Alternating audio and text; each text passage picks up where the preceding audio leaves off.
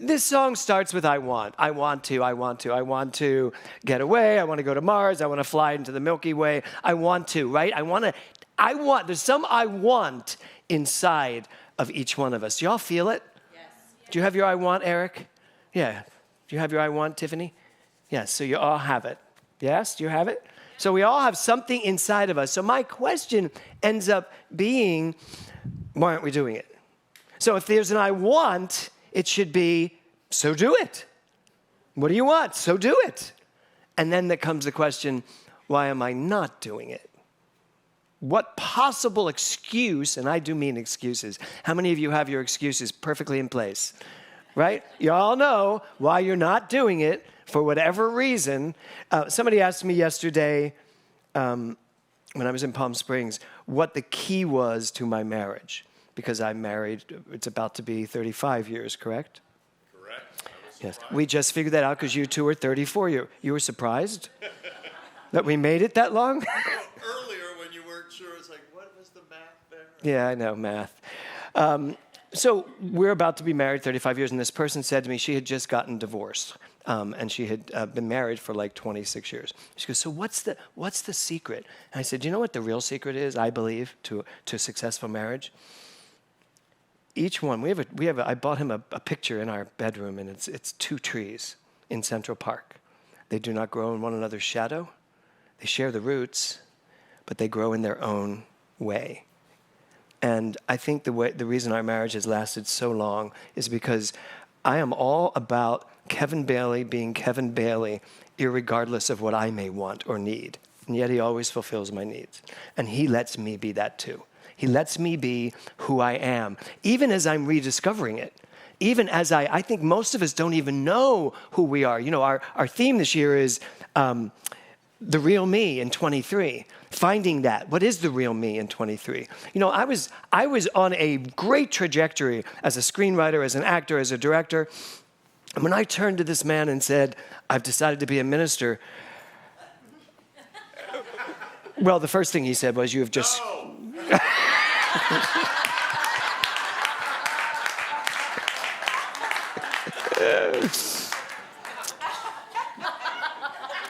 As if I would listen to a no. No. You never said no. Well, you kind of did, but no, you just said it wasn't in your plans. No, but what he said was, jokingly, he said, you have just screwed up every Sunday for the rest of our lives. And have I? And anyway... But that is the key, I think. And that is going to be the key to world peace. I feel like Miss America now. World peace. I feel that's the key to world peace. When every living person can look at another living person and say, you're free to be who you want to be, pray to who you want to pray to, decide which sex you are. It doesn't matter who you love, just love. Isn't that it? Isn't that what's going to change the world? It is, absolutely. Yeah. So what is stopping us from being exactly what we want to be, from going where we want to go? So the title of my talk today, am I doing these or are you, Thor? Do I have a clicker up here? Then I'll do them. Thank you. So the title of my talk today is Permission.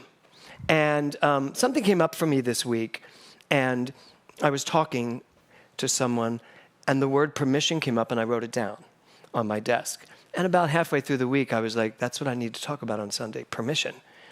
Because I think many of us aren't giving ourselves permission to be who we want to be, to do what we want to do, to create what we want to create, because we have responsibilities that we've given ourselves, by the way, and we have lives and relationships that we've given ourselves, by the way, and all of them dictate whether we have permission for this, or this.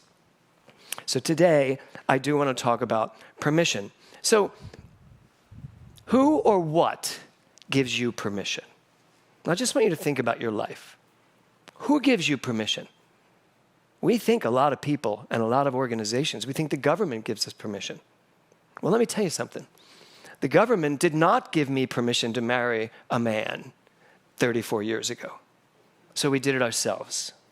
We went onto a beach in Southampton with all of our closest family and friends. There were about 75 people that came onto the beach at sunrise, and we married ourselves because we don't need the government to give us permission to love who we love.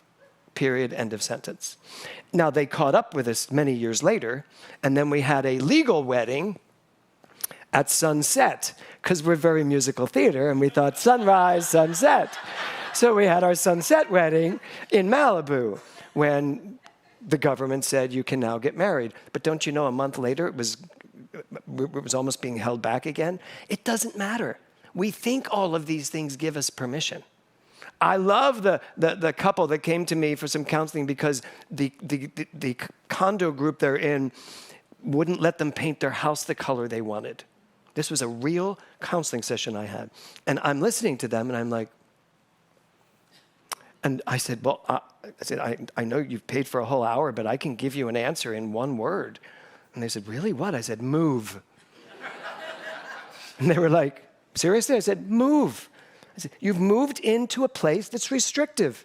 You've moved into a place that doesn't allow you to show who you are, be who you want to be. Is it that hard to sell the damn thing and go buy another one in a place where they don't care? They want you to be who you are. Try San Francisco. Go somewhere where you can just be who you are. They were so grateful they left. I think they moved. So, who or what gives you permission? So I want you to really do some work today. Think about it. What's giving you permission? Actors in Los Angeles. You know who gives them permission to be successful? Their agents or the climate. All the reasons why we say we're not acting. Oh, I'm not acting because I don't have an agent. Oh, I'm not acting because it's a tough time for young actors right now. No, it's not. And stop believing that crap. All of that are the permission slips that you're still waiting for. Anything. Dating at a certain age. You want to date? You want a soulmate? Go date. Do something. Go out and find someone. Go out and meet someone. Don't rely on but at a certain age, it just doesn't work out. Or, guys, I don't want guys my... Then date a younger guy. Who said yes just now? Thank you, Joe. Right. Everything is possible until... You're funny, Joe. Everything is possible until you decide it's not possible. Everything is permissible until you decide, I'm not giving myself permission for that. How are y'all feeling right now? You're like, could you move on and say something happy, cheerful? Well, here we go. Permission. Permission in the Webster Dictionary means formal consent. Now, why I pulled this out is because formal consent means serious. It's formal. And I think we play willy-nilly in our heads constantly. Oh, maybe I'll do that. Maybe I won't. I don't know. Can I? Like Liza said, can I? Maybe. Will I? I don't know. And it's time for us to get serious. It's time for us to give our formal consent to living, fulfilling, happy, opulent, rich, successful, creative, loving, crazy lives. Who's in? Right? That is what we can give ourselves permission to do. But let's do it formally. Let's consent to the fact, I can be that. I can have that. I can go where I want to go, do what I want to do. Isn't that a song? Go where you want to go, do what you want to do. That's all I remember of it. We all can do that. Right, Tiffany? You can be, do, have whatever you want. Do you believe that? Yes. 100%. 99.9. That's pretty good, actually. So let's look at what Ernest Holmes says about Lenny Kravitz. He says, concentration of thought is not an effort to compel, but the desire to permit the stream of creative energy to take definite form. I'm here today to correct some of our science of mind understandings that are not correct. So when he says concentration of thought is not an effort to compel, he's saying to us, stop working so freaking hard to make things happen in your life. And every time you use your mind intently and really forcefully to make something happen, all you're making happen is a headache. That's it. All you're making happen is the stress around it. This is a big misnomer in science of mind. Practitioners. Practitioners think they become practitioners so that they can have anything they put their mind to after that. No, that's not how it works. Practitioners become practitioners. This is my understanding and what I like to teach, in order to back up.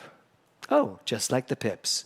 In order to back up, understand, and drop into the flow of that, as it says in the end, the desire to permit the stream of creative energy to take definite form.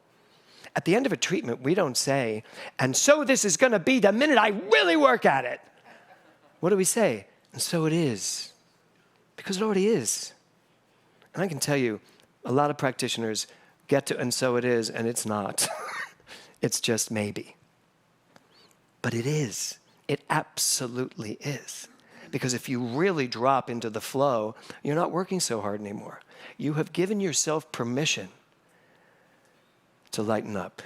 You've given yourself permission to live this teaching, to really live this teaching. We just get science of mind wrong so often. Mahatma Gandhi said this, nobody can hurt me without my permission. You know what else? Nothing happens to you without your permission. Now, you may find that difficult to hear. Nothing happens to you without your permission. And when something does happen to you that you're not happy about, it's time for you to really take a look at your response. Are you suddenly a victim? Do you suddenly believe that what we've been teaching, what we understand all these years, for me it's been 30 years, that life always unfolds perfectly, as Dr. Liza said, that I am a part of whatever's going on in the world? I was listening to a program about Ukraine, and I was listening to they were getting a little too clear about what was going on, because it really really hurt me. And I thought to myself, this is really painful to listen to, that anyone would ever treat anyone like this, that anyone would ever do this sort of thing to anyone. And I'd already started working on this talk, and I was like, and yet it's in my life, so I'm a part of it. So what do I give myself permission to do? And it's to stop growing the angst, the anger. Stop putting up dividing rods and say, this group's good, this group's bad. To start really living love only. That takes a lot of permission for me to say, I'm going to give myself permission to not think the way many people think, to not hate, to not condemn, but to sit in love and really understand that. That's sometimes a hard thing to give ourselves permission to do, to not fight back. I've had a thing recently where I was really kind of urged to fight back about something. And it took, as I said, laying in the Rio Dulce in Guatemala to finally say, nope, what do I want to spend my life doing? I give myself permission not to fight back. I give myself permission to trust the universe always has my back. I give myself permission to love only no matter what. I give myself permission to do that. Even if people all around me are saying, that is the stupidest thing in the world. Fight, get what's yours. I have what's mine. It's called me. So, question for you. What have you always wanted to do? So just give it some thought. Something that maybe you haven't done, that you've always wanted to do. Is there something come up for you? Something you've always wanted to do, and maybe you haven't done it. For a long time, because I didn't have children until I was 45, I was like, I want to be a father. I want to be a father. I want to be a father. And then I made the decision. We made the decision to be fathers. I want to direct, write, produce a Broadway show. Just hang in there, because it's happening. And that's what I want to do. I want to star in a Broadway show again. And I'm looking good. I think I could get it. I think I could pop back up on there. You know, I may not do. Somebody said, could you do West Side Story again? Could you like dance West Side Story again? I went, I could totally dance West Side Story with oxygen in both wings and a medic downstairs for anything that breaks. But even that, if I wanted to, I could give myself permission to do the work to make it happen. So, what have you always wanted to do? And if you're sitting here thinking today that's impossible, Cressa McElhaney, you have always wanted to star in a feature film and let the world know what an amazing freaking actress you are. One of the best I have ever worked with, right? I mean, not what I think, but of course. But don't you? Wouldn't you just love to be number one on the list of a film and go be the star of a film and show the world who you are? Yes? Yeah. Say it. Hallelujah. Do you give yourself permission to be that? That's the question. And I could call each one of you out individually on something I know, I see in you that you really want, you want to do, you want to be. Well, today is permission day. Now it's time to give yourself permission to do it. Freedom, this whole month of freedom is all about permission. I've got to give myself permission to be whatever I want to be, as the theme says, our affirmation. So, what if, take a deep breath and close your eyes for a second. Take a deep breath, close your eyes. What if you were as happy as you have ever been right this moment? What if you were as rich as you could ever possibly imagine right at this moment?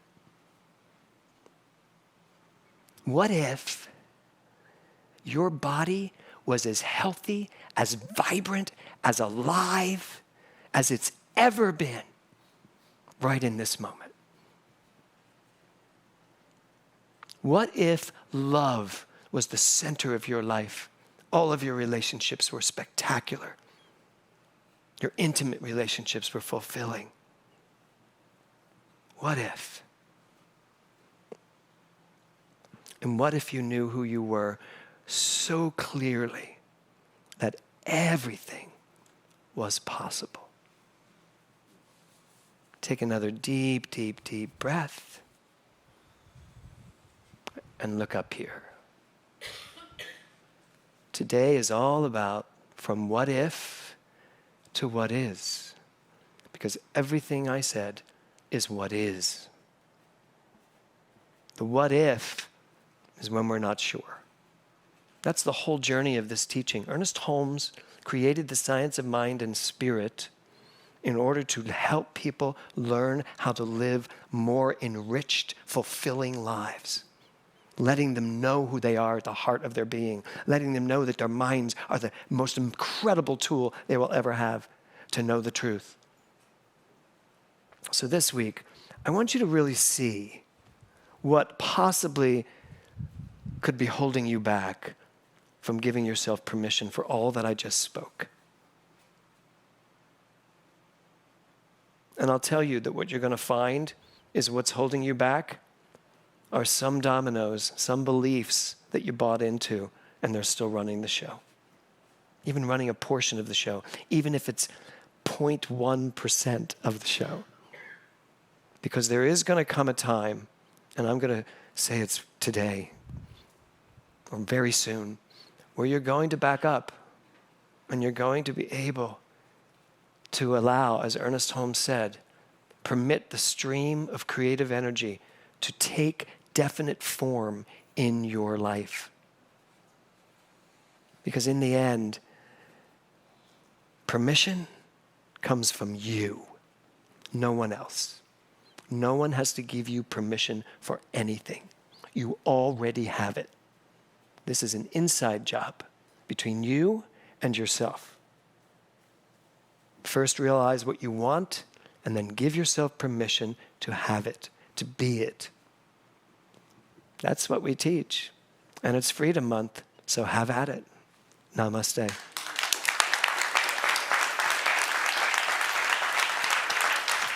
Thank you.